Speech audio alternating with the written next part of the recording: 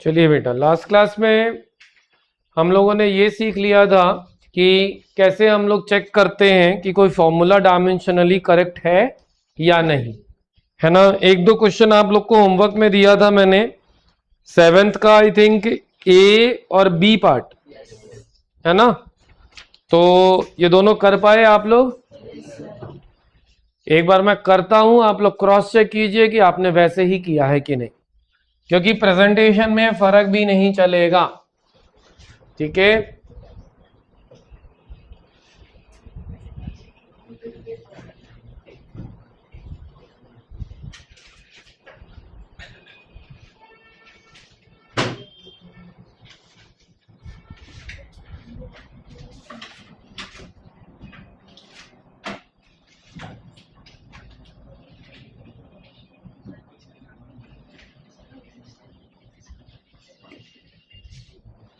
लीजिए बेटा, देखिए यहां पर F is equal to M omega square are.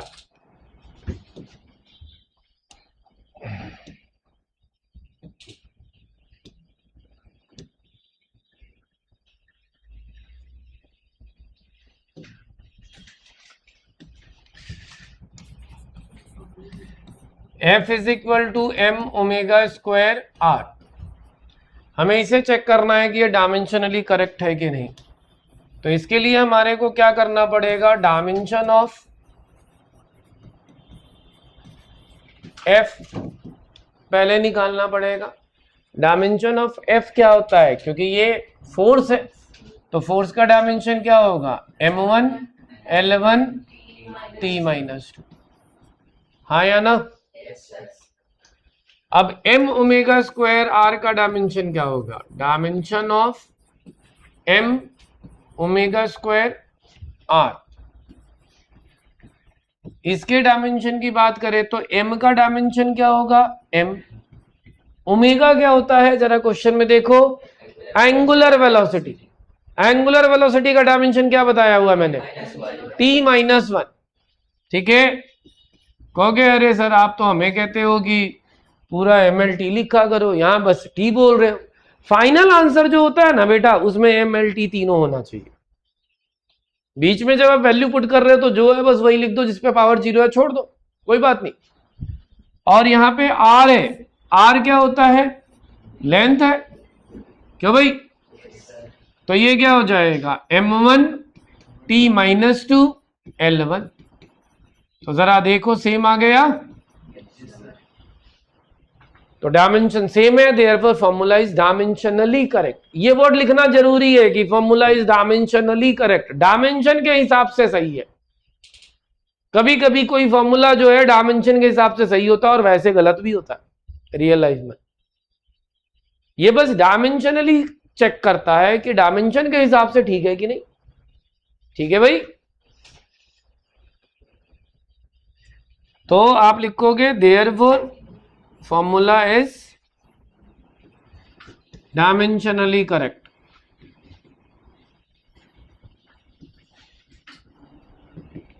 समझ आई बात, कोई परेशानी? चले आगे भाई। फिर इसी तरह t is equal to 2 pi under root L by g. इसी तरह यहां पे अगर मैं डायमेंशन ऑफ t निकालू, डायमेंशन ऑफ t, तो t का डायमेंशन क्या होगा, M0 L0 T1। आप कहोगे अब तो नहीं लिख रहे सीधा T1, भाई खाली t का ही तो लिखना है, वो फाइनल है हमारे लिए बस, ठीक है। फिर dimension of 2 pi under root L by g. L by g का अगर देखें तो 2 पाई का कोई डायमेंशन होता है क्या, कांस्टेंट है। अंडर रूट L का डायमेंशन L, G का डायमेंशन क्या होगा, L1 T-2। क्यों, एक्सेलरेशन ही तो है। स्मॉल g का क्या मतलब होता है, एक्सेलरेशन ड्यू टू ग्रेविटी। भाई ड्यू टू कुछ भी हो, किसके कारण है उससे में क्या फर्क पड़ता है क्या, एक्सेलरेशन। जैसे मैंने कहा था एनर्जी कोई भी फॉर्मेट का निकाल लो, काइनेटिक एनर्जी या पोटेंशियल ग्रेविटेशन, उससे क्या फर्क पड़ता है तो एनर्जी, सारे एनर्जी का डायमेंशन सेम होता है। इसी तरह सारे एक्सेलरेशन का भी डायमेंशन आपस में सेम होगा। तो L1 t माइनस 2, L से L कट गया तो 1 अपॉन t माइनस 2, ये क्या हो गया t स्क्वायर यानी t, यानी फाइनली m0 L0 t 1 हो गया। फॉर्मूला इज डायमेंशनली करेक्ट, कोई दिक्कत? यही करा है आप लोगों ने। किसी को कोई करेक्शन करनी हो तो जल्दी करो।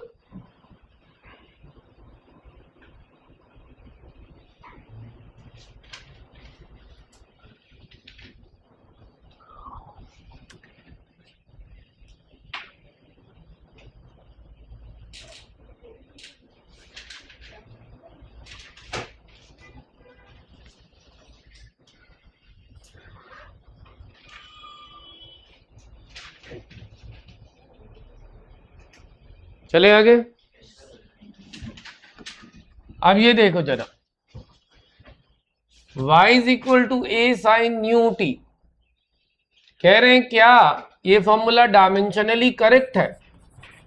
तो आप जरा ध्यान देना, यहां पे खाली यही नहीं देखना होगा इन दोनों का डायमेंशन सेम है कि नहीं, साथ में ये भी देखना होगा साइन के अंदर ये क्या है, एंगल है, और एंगल क्या होना चाहिए, डायमेंशन लेस। एंगल क्या होता है, डायमेंशन लेस क्वांटिटी होती है ना।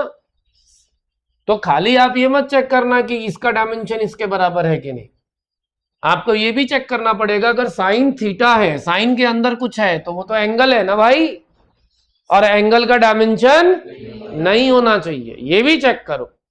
बल्कि पहले वही चेक करो, क्योंकि वो ठीक होगा तब हम पूरे का डायमेंशन देखेंगे कि वाई के बराबर है कि नहीं। समझ रहे हो मेरी बात को?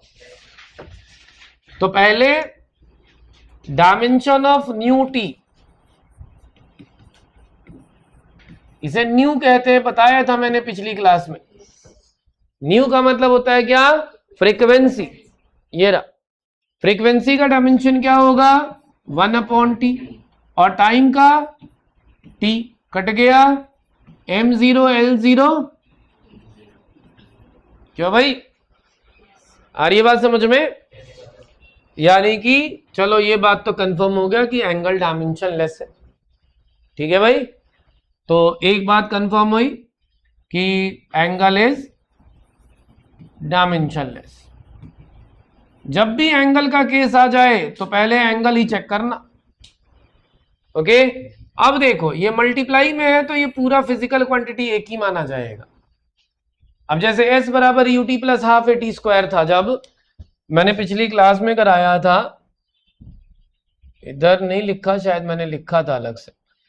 तो s बराबर ut plus half at square में मैंने आपको बताया था कि s का अलग, ut का अलग, हाफ at स्क्वायर का अलग, क्योंकि बीच में प्लस या माइनस था। लेकिन मल्टीप्लाई में होते हैं तो ये पूरा का पूरा एक टर्म माना जाता है, पूरा एक ही टर्म है, ठीक है? यस। तो अब dimension of a sine vt और डायमेंशन ऑफ y निकालो, दोनों सेम अगर आ गए तो हो गया फॉर्मूला करेक्ट। बोलो, dimension of a sine vt। तो जरा देखो a क्या है, जरा ध्यान देना, एम्पलीट्यूड क्या, किसका, डिस्प्लेसमेंट का। और एम्पलीट्यूड का मतलब समझते हो, मैक्सिमम वैल्यू, यानी मैक्सिमम वैल्यू किसका है, डिस्प्लेसमेंट का।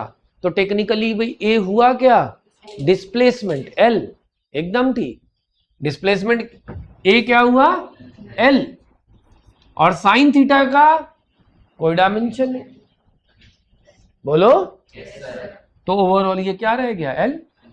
और डायमेंशन ऑफ वाई, वाई क्या है जरा पढ़ना, वाई इज, तो डिस्प्लेसमेंट का, दोनों सेम हो गए, तो फॉर्मूला इज डायमेंशनली करेक्ट। कोई दिक्कत? करिए।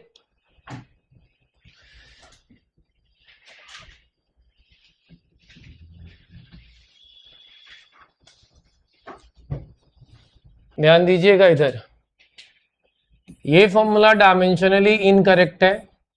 सबसे पहले तो एंगल का निकाला सबने, डायमेंशन ऑफ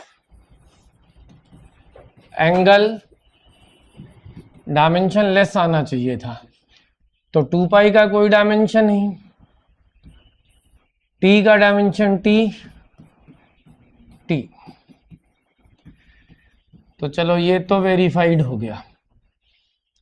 उसके बाद इस पूरे का डायमेंशन y के बराबर होना चाहिए, बोलो। तो dimension of a upon T sine 2 pi by capital T into small t, ठीक है। a क्या है यहां पर, डिस्प्लेसमेंट की मैक्सिमम वैल्यू है, ये t है, और साइन थीटा उसका तो कुछ होता ही नहीं डायमेंशन, तो क्या हो गया L1 t माइनस 1, और इधर डायमेंशन ऑफ y क्या आ गया, बोलो L, तो सेम आ रहा है क्या, तो therefore formula is not correct, formula is not correct. Correct जब नहीं है तो डायमेंशनली भी इनकरेक्ट है और वैसे भी इनकरेक्ट है, लेकिन जब करेक्ट है तब जरूर लिखना है डायमेंशनली करेक्ट, लिख दो कोई बात नहीं, ठीक है। लिखना था, कुछ कॉपी करना था, लिख लो।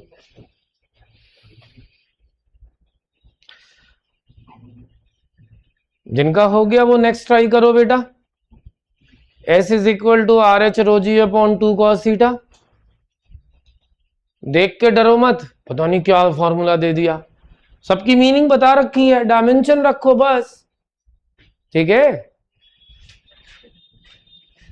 आप यहां पे देखो S is equal to R H rho G upon 2 cos theta, घबराया मत करो, बस देखा करो सबका डायमेंशन है क्या, डायमेंशन ऑफ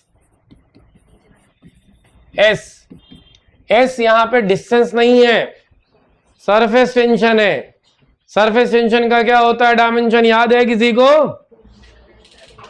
मन में ना बोलो, very good, M1 L0 T minus 2, ठीक है क्या, वही dimension of R H rho G upon 2 cos theta. आप कहोगे यहां एंगल का डायमेंशन नहीं चेक करोगे, नहीं, क्योंकि वहां एंगल ही दिया हुआ है तो डायमेंशन लेस ही होगा, वहां तो एंगल की जगह 2 पाई बाई टी पता नहीं क्या क्या दे रखा था ना। मैं क्या कह रहा हूं देखो, जैसे इससे पहले वाले क्वेश्चन में यहां एंगल की जगह पे सीधा एंगल दिया होता तब तो हम कहते डायमेंशन लेस है, ठीक है। हमें यहां चेक इसलिए करना पड़ा क्योंकि टी और पता नहीं क्या क्या दे रखा था, यहां तो एंगल ही दे रखा है तब तो डायमेंशन लेस है ही, वो हम नहीं चेक करेंगे, समझ रहे हो मेरी बात को। अब R का डायमेंशन क्या होगा L, H का डायमेंशन क्या होगा, रो का डायमेंशन क्या होगा M1 L minus 3, mass upon volume density, रो क्या है यहां पे डेंसिटी है, देखो रो इज डेंसिटी ऑफ लिक्विड, और जी क्या है acceleration due to gravity L1 T minus, और नीचे तो ना तो 2 का कोई डायमेंशन और ना ही एंगल का, क्यों बेटा, सॉल्व करो, M1 L की पावर 3 प्लस 3 और माइनस 3 जीरो हो गया, बोलो क्लियर है बात, कोई दिक्कत किसी को, तो ये दोनों सेम आ गए, therefore formula is dimensionally correct, formula is dimensionally correct.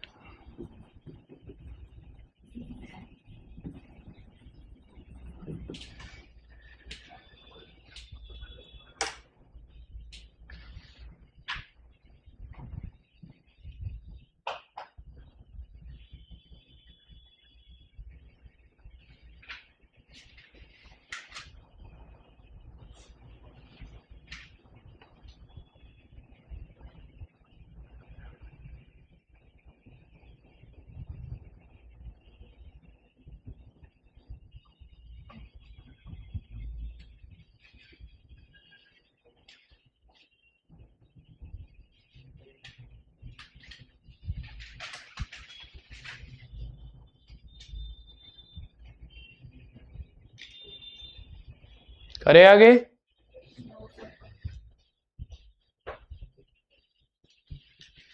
इसके बाद वाला जो क्वेश्चन है ना, question number 8, one of the most important question बेटा, चाहे आप किसी भी स्कूल में हो, गवर्नमेंट या प्राइवेट, सीएम श्री या पीएम श्री, कोई फर्क नहीं पड़ता, या किसी भी पब्लिक स्कूल में हो, ये ऑलमोस्ट सभी स्कूल में सभी टीचर्स का फेवरेट क्वेश्चन है।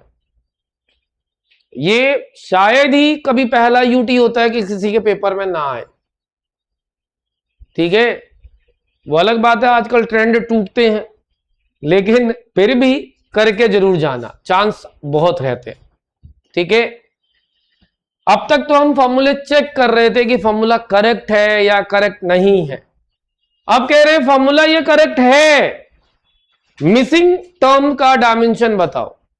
जैसे कि ये फॉर्मूला कह रहे हैं वंडरवाल इक्वेशन है। अब ये कौन सा इक्वेशन होता है तुम्हें तो पता ही नहीं, और तुम्हें ना जानने की जरूरत, बस तुम्हें यह जानने की जरूरत है कि P क्या होता है, V क्या होता है, R क्या होता है, T क्या होता है, जो यहां नीचे लिखा मिलेगा। और मैंने पिछली क्लास में बताया था 99% तो लिखा मिलेगा, बट समटाइम प्राइवेट स्कूल के टीचर कहते हैं भैया तुम्हें पता होना चाहिए, ठीक है। बस लिख देंगे they have their usual meanings. तो इसलिए मैं जितना करा रहा हूं उतना हो सके तो याद रख लो, टेक्निकली देना चाहिए, क्योंकि ये अभी आपके वैसे सिलेबस में नहीं आया है। वो टॉपिक पूरा साल खत्म हो जाए तब तो आपको पता होना चाहिए, क्योंकि पूरे साल में कहीं ना कहीं ये आ जाएगा। केमिस्ट्री में पढ़ोगे वंडरवाल इक्वेशन, ठीक है। खैर, तो फिलहाल के लिए तो आप ये देखो, आपके पास ये पता है P प्रेशर होता है, V volume, R gas constant, T temperature. बोलो। तो अब अगर आपसे ये कहा जाए कि इसमें A का डायमेंशन निकालो, अब यहां पे ये नहीं कह रहे हैं कि चेक करो फॉर्मूला सही है कि नहीं, कह रहे हैं फॉर्मूला करेक्ट है, आप A का डायमेंशन निकालो। तो आपको पता है दो फिजिकल क्वांटिटी कब आपस में प्लस होती हैं, जब डायमेंशन, माइनस कब होती है, जब डायमेंशन इक्वल, कब रखे जाते हैं, जब डायमेंशन, इसे कहते हैं प्रिंसिपल ऑफ होमोजेनिटी। तो इसी के बेसिस पे आप यहां पे ध्यान दीजिए कि P और A upon V square, P और A अपॉन V स्क्वायर, ये P और ये A अपॉन V स्क्वायर, दोनों का डायमेंशन इक्वल होना चाहिए, क्योंकि हमसे ये पूछ नहीं रहे हैं कि डायमेंशनली प्रूव करो करेक्ट है कि नहीं, कह रहे हैं इक्वेशन तो तुम A और B का डायमेंशन निकालो, ठीक है भाई। तो क्योंकि फॉर्मूला करेक्ट है तो हम लिख सकते हैं dimension of A upon V square is equal to dimension of क्या, P, ठीक है।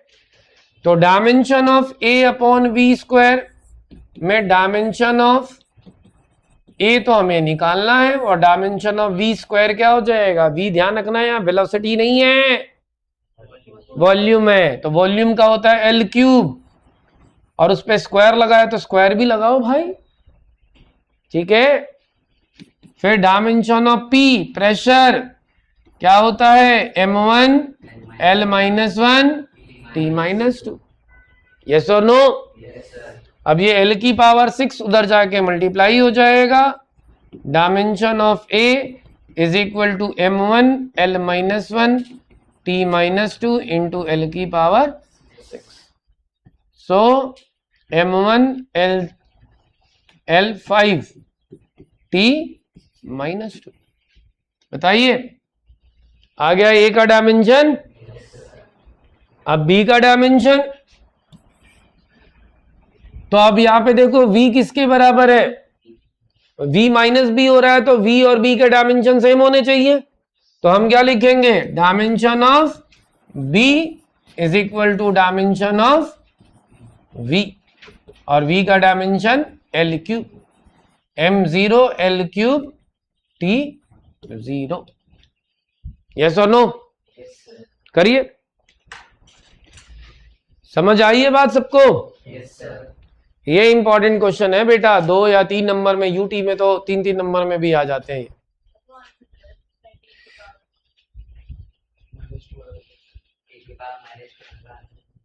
आंसर गलत है, हाँ आंसर गलत है बेटा, यहाँ जो प्रिंटिंग है, प्रिंटिंग में मिस्टेक है, यहाँ -2 होगा।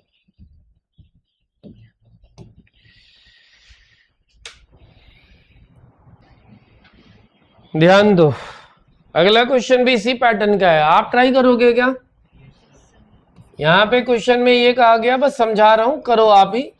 x is equal to a plus B T plus C T square. आपको कहा जा रहा है कि अगर ये फॉर्मूला करेक्ट है और x डिस्प्लेसमेंट और t टाइम है, तो a, b और c का डायमेंशन बताओ। अगर फॉर्मूला करेक्ट है, इसका मतलब हर एक का डायमेंशन एक दूसरे के बराबर होना चाहिए, यानी a का डायमेंशन किसके बराबर होना चाहिए? bt का डायमेंशन, ct स्क्वायर का डायमेंशन। कहोगे क्यों सर, ct स्क्वायर का डायमेंशन हम इसके बराबर नहीं रख सकते? रख सकते हो, बट आसान है वो। x का तो एक सिंगल डायमेंशन होगा l, उससे कंपेयर कर देंगे हम। क्यों बेटा, समझ आई बात या नहीं? करिए जरा फटाफट, समझ आई है बात सबको? करिए।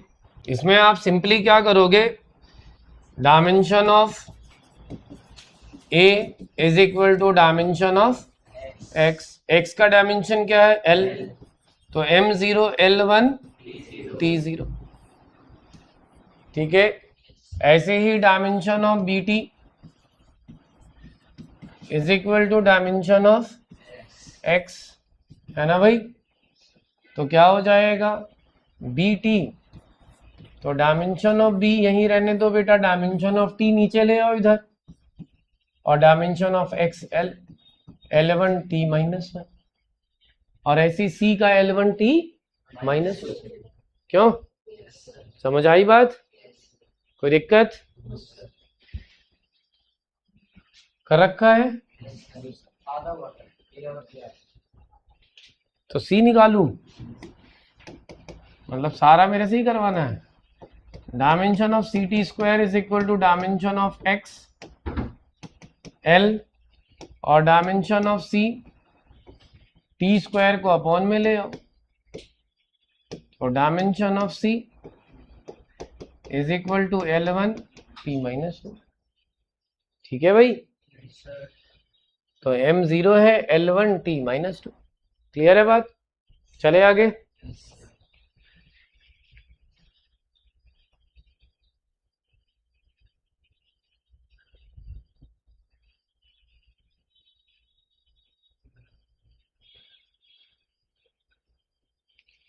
तो इस पे भी सारे क्वेश्चंस करा दिए मैंने, अभी एंड में आपको वर्कशीट में भी मिलेंगे। अब मैं आपको conversion of one unit into another सिखाता हूं, इसका दूसरा एप्लीकेशन। ठीक है, रब कर दूं ये, ध्यान दीजिएगा। Conversion of one system of unit into another, कहोगे ये क्या मतलब? जैसे कभी 10वीं क्लास में आता था किलोमीटर पर आवर को मीटर पर सेकंड में बदलो, तो एक यूनिट दूसरे यूनिट में बदली जा रही है ना। तो इसका एक बड़ा सिंपल सा तरीका है डायमेंशन का यूज करके सॉल्व करना। डायमेंशन का यूज करके हम कैसे कर सकते हैं, जरा ध्यान दीजिए। अगर हमें इसका सीधा एक एग्जांपल लेके मैं बताता हूं, ठीक है, कि अगर मान लो तुम्हें कहा गया 5 किलोग्राम मीटर पर सेकंड स्क्वायर को कन्वर्ट करो कि ये कितने ग्राम सेंटीमीटर पर सेकंड स्क्वायर होगा, या यहां भी मान लो स्क्वायर लगा हुआ है ना। सीधा तुमसे यही पूछा गया, एक क्वेश्चन के हेल्प से करो, ज्यादा आसानी से आपको समझ आएगा। ठीक है, तो इसका तरीका क्या होता है, आप मान लो कि दिस इज इक्वल टू, यहां पे n आएगा, क्या आएगा n, तो मान लो कि n ग्राम सेंटीमीटर स्क्वायर पर सेकंड स्क्वायर होगा। तो इस n की वैल्यू निकालने का तरीका क्या होता है, n इज इक्वल टू, यहां 5 जो भी नंबर होगा वो लिख दो, फिर लिखो m1 अपॉन m2 की पावर, दोनों तरफ देखना मास की सेम पावर मिलेगी, है सेम पावर, वो लगा देना। L1 अपॉन L2 की पावर, दोनों तरफ लेंथ की पावर सेम मिलेगी, और T1 अपॉन T2 की पावर वो भी सेम मिलेगी दोनों तरफ। यस और नो? उसके बाद आप क्या करोगे वो ध्यान देना।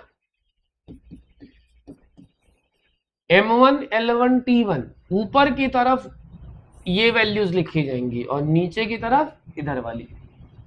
मतलब ऊपर M1 मास क्या है 1 kg, लेंथ क्या है बेटा 1 मीटर, और टाइम क्या है 1 सेकेंड।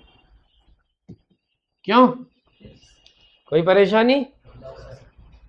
जबकि जिसमें कन्वर्ट करना है उसमें मास किसमें है ग्राम, लेंथ और टाइम। क्यों, कोई परेशानी? बस अब इसको सॉल्व कर लीजिए। कहोगे कैसे सॉल्व कर ले भाई? किलोग्राम को आप 1000 ग्राम लिख सकते हो, कट गया ग्राम। मीटर बराबर 100 सेंटीमीटर लिख सकते हो, बोलो। और सेकंड से तो सेकंड ही कट गया, तो 1 की पावर तो कुछ भी लगा लो 1 ही रहना। क्यों बेटा? तो अब देखो ये क्या हो गया, n इज इक्वल टू 5, यहां ग्राम से ग्राम कट गया, सेंटीमीटर से सेंटीमीटर। तो 1000 को आप क्या लिख सकते हो 10 की पावर 3। इसको क्या लिख सकते हो 10 की पावर 2। तो n is equal to 5 into 10 की पावर 3 इंटू 10 की पावर 4। तो n की वैल्यू क्या आ गई 5 इंटू 10 की पावर 7। That's your answer. आई बात समझ में? यानी कि 5 किलोग्राम मीटर स्क्वायर पर second square is equal to 5 into 10 की पावर 7 ग्राम सेंटीमीटर स्क्वायर पर सेकंड स्क्वायर। समझ आई बात? कोई दिक्कत? फटाफट नोट कीजिए।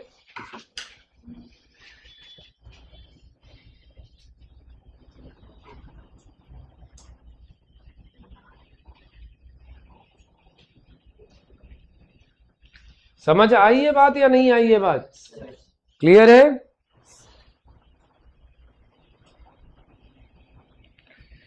क्वेश्चन तो अभी कई सारे कराने थे, लेकिन अभी ना टाइम थोड़ा कम बचा है, तो मैं यहीं पे 2-3 सवाल लिख देता हूं, बस इसे आप कर लाइएगा। ठीक है बेटा?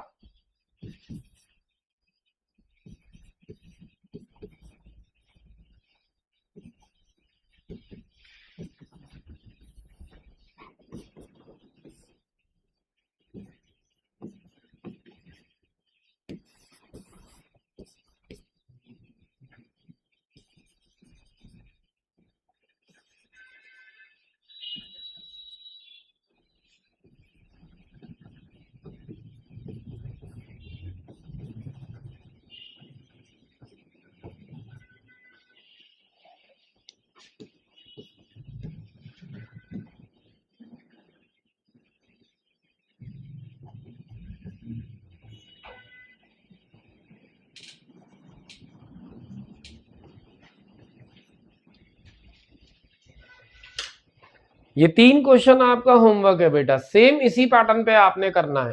कर लोगे? चलिए नोट कर लीजिए, आज के लिए बस इतना ही।